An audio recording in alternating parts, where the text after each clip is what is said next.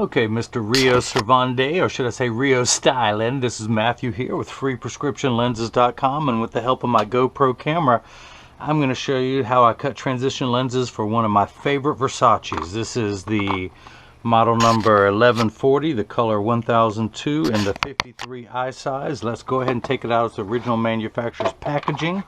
Of course, you've got your card of authenticity in here. You're going to receive all the manufacturer's original packaging.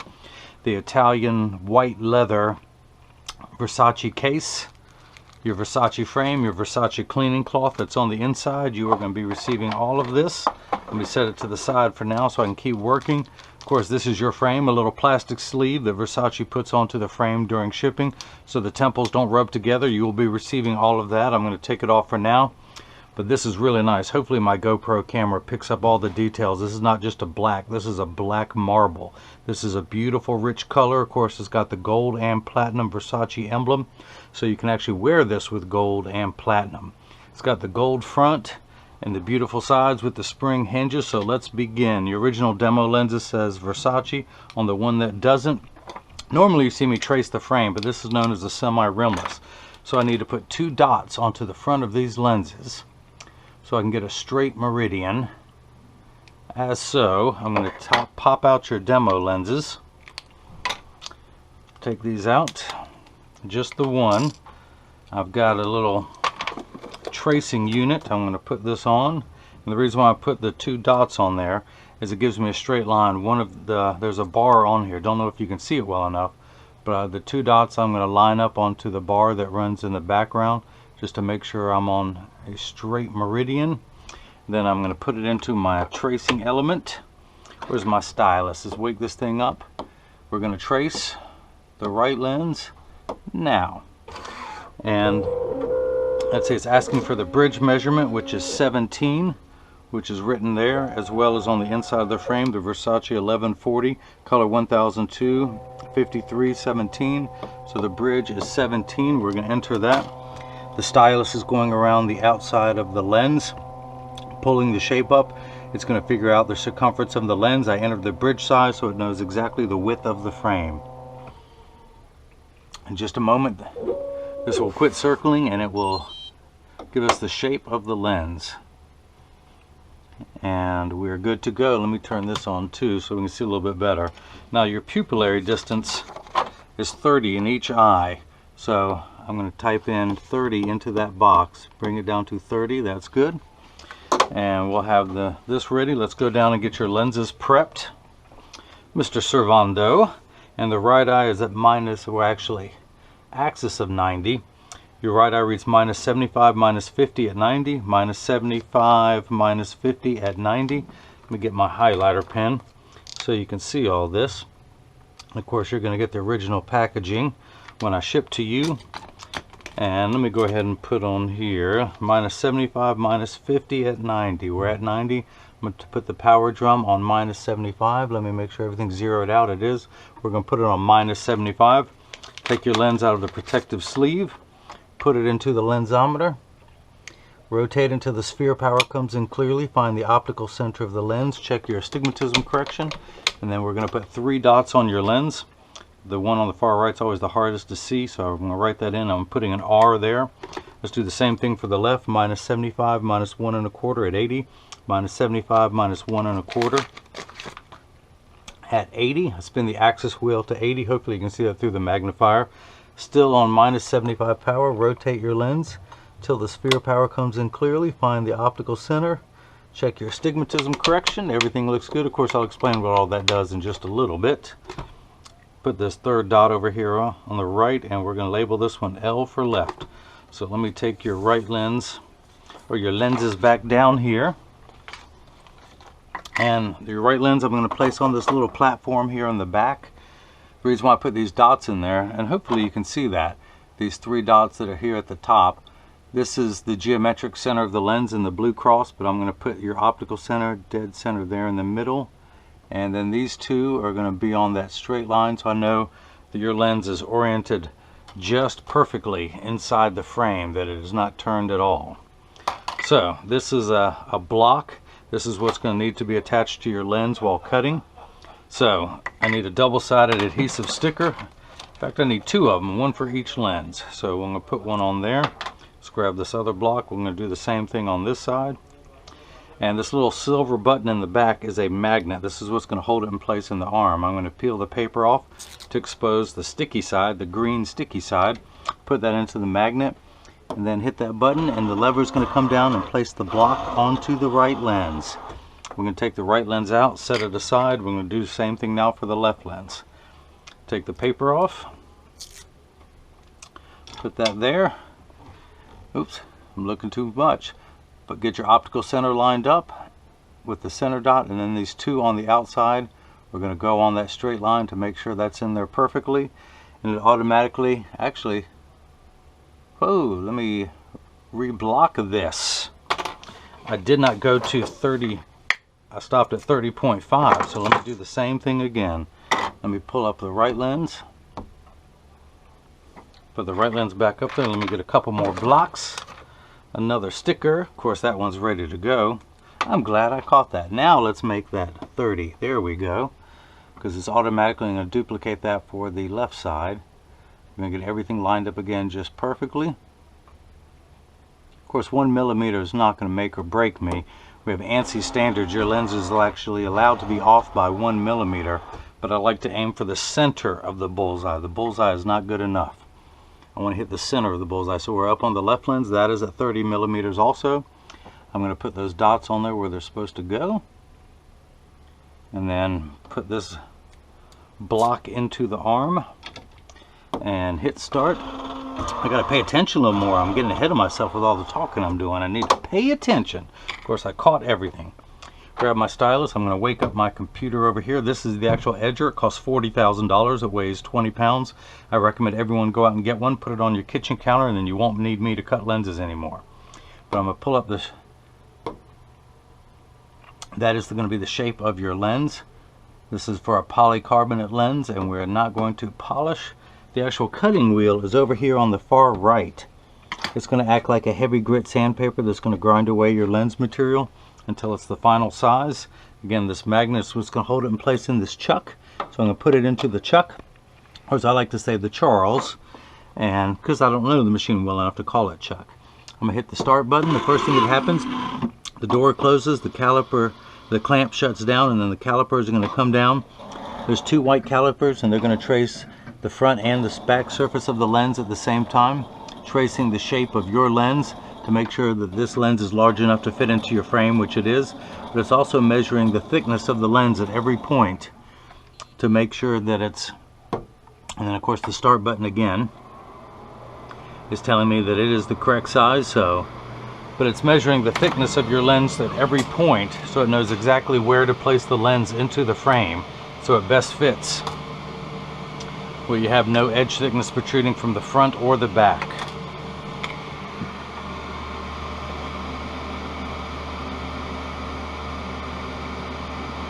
And in just a moment, your lens will begin cutting. Now, your lenses are made out of polycarb. The brand calls them Airwear, which is a polycarbonate lens. Polycarb is 40% thinner and lighter than regular plastic. It is virtually unbreakable. It is bulletproof up to 22 caliber and has both UVA and UVB protection built into it. We know what the sun's harmful ultraviolet rays can do to your skin, where your eyes are 8 times more sensitive than your skin. So you have permanent sunscreen for your eyes. Your lenses, it says AS, which stands for aspheric. A spherical lens is completely round like a basketball. You've seen them in people who could not afford a very nice pair of glasses that bulges out like a fish bowl in every direction. These lenses are much flatter. Not only are they thinner, but the front curvature of the lens is flatter, so it will not protrude outside the front of the frame, and it's going to give you a much better cosmetic appearance. Now, the calipers again tracing the thickness of the lens to know exactly where to place the bevel. It can move it.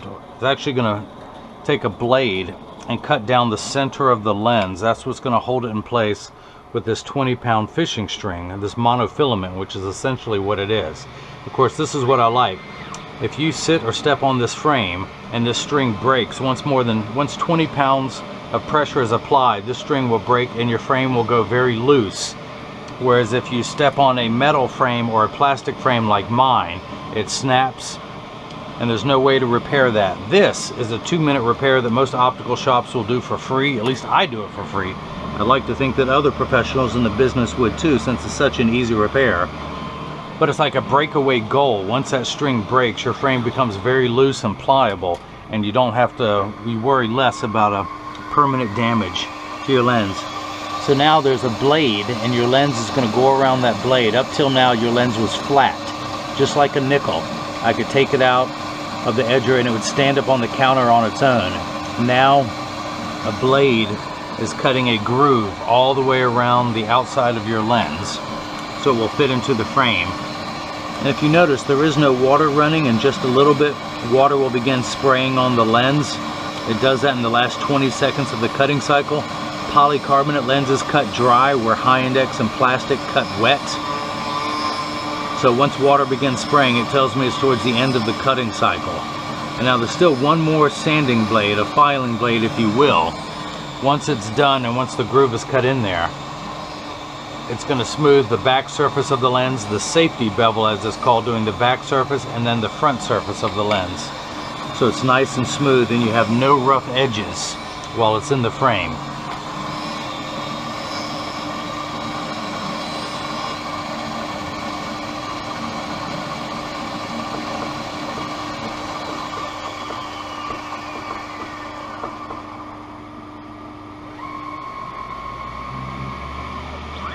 So it's going to clean up the edges now.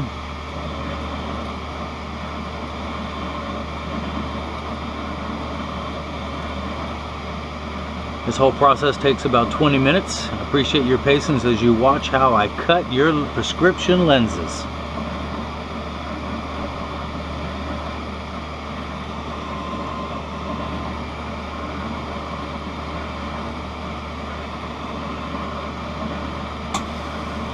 Okay, now it's getting the optical bath where it looks like a car wash on the inside.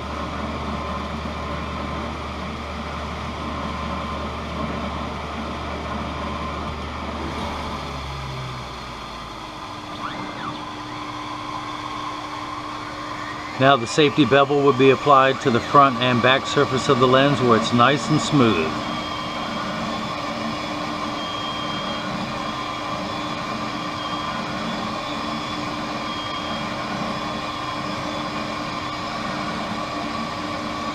This is a beautiful, beautiful frame. If anyone out there is looking for a very stylish, very classy, semi-rimless dress frame that you can also wear to the club, nothing beats this Versace. And the nice thing about this is, again, you can wear this with gold and silver and platinum. It's one of the very few frames that you can.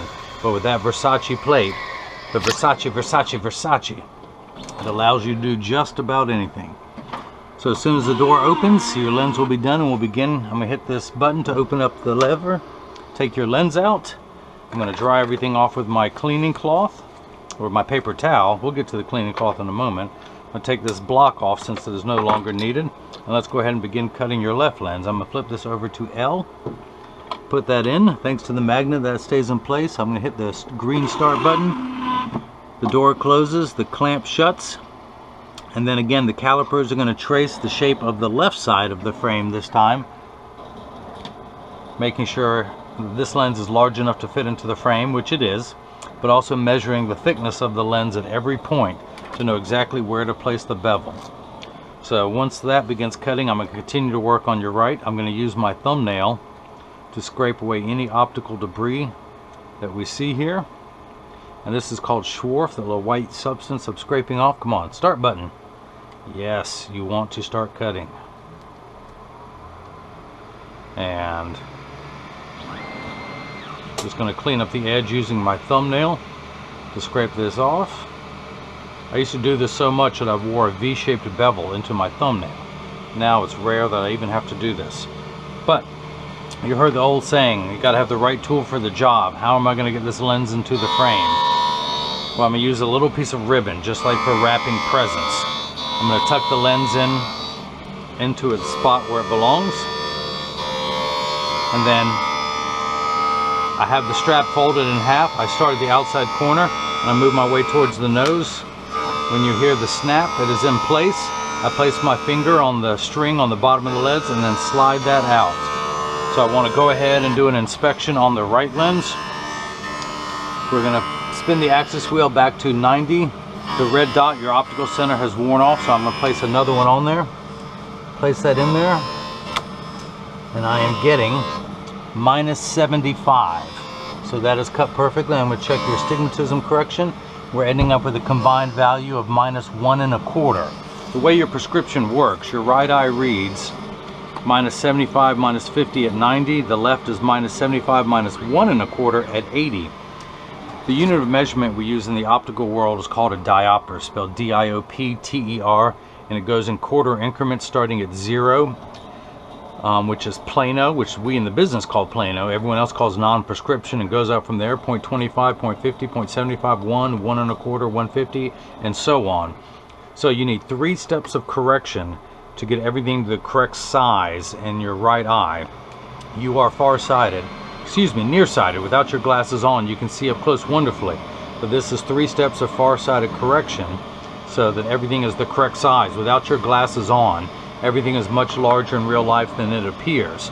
So when you put your glasses on, this will minify. That's why there's a minus sign. It will minify down to the correct size. Now you have 2 steps of astigmatism correction. Now there is a stigma over the word astigmatism. It just means shape. It is not a disease, it is not an affliction. Everyone freaks out when they hear that word. This number makes everything the correct size. Astigmatism is what makes everything blurry. That's why 6s and 8s, or the letters P and F, look alike. Think of it as the fine-tune knob. And we're going to turn that knob to 90 on a scale from 0 to 180. If this were a circle, 0, 90, 180, 270, back to 0. We're going to turn that fine-tune knob to 90. Now for your left eye, which reads -75, -1 1/4 at 80. Again, you need 3 steps of correction to get everything the correct size, but you need 5 steps of correction to take away those fuzzy edges. So we're going to turn that knob to 80. Now, the first 2 numbers are real values. This last number, the 90 in your right eye, the 80 in your left, could be anywhere from 0 to 180. This really is a random number. It could be 1 to 180, but it ends up being 80 and 90. Very rarely are those numbers close together. It really doesn't mean anything other than you have to squint to see clearly. Now this frame sells for $225. There's no charge for your single vision prescription lenses. You paid the $50 to upgrade to the Transition 7 gray lenses, of which these are, and of course you're going to be receiving the original manufacturer's packets to know that you are getting the genuine quality polycarbonate aspheric Transition 7 gray lenses. So your lens is the final shape. It's just smoothing out the bottom of the lens. In just a moment, water's gonna spray onto the lens to wash away any optical debris, of which you can see a little bit of that swarf that's on the edge of your lens now. The water's gonna wash a lot of that away. And how much time do I have left? We're getting close, getting close. So water is kicking in.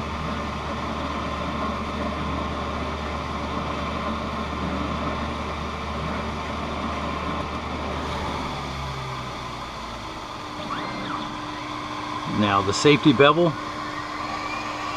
is going to be applied, starting with the back surface of the lens. A very small little file is going around the back surface of the lens, and then it's going to do the front surface. Let me go ahead and take out the original lens that says Versace. Of course, you're going to be receiving all of these original manufacturer's packaging. Anything that they send to me, I'm going to include to you, and I stick these together during shipping.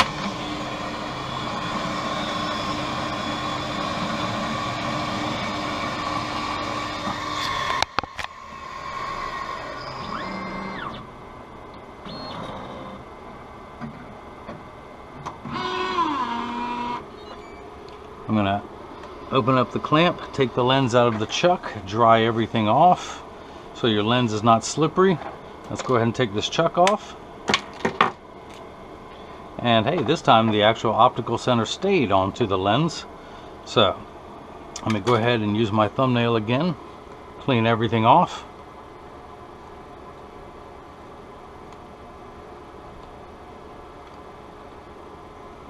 That looks good. Now let's go ahead and get it mounted, the left lens mounted into the frame.